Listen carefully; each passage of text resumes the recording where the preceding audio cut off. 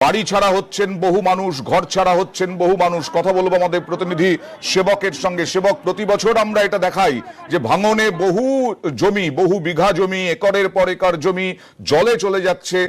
তার কি সমাধান কিছু ভাবা হচ্ছে প্রশাসনের থেকে?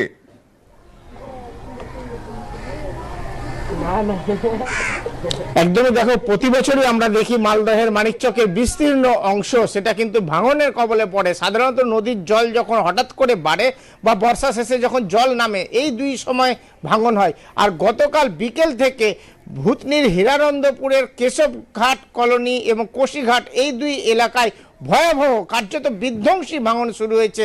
কয়েকশো মিটার ফসলি জমি তা কিন্তু নদীগর্ভে চলে গেছে। আস্ত গাছ যেভাবে নদীগর্ভের নিমেষের মধ্যে চলে যাচ্ছে, বুঝতেই পারছো অত্যন্ত ভয়ঙ্কর এবং তীব্র গতির এই ভাঙন।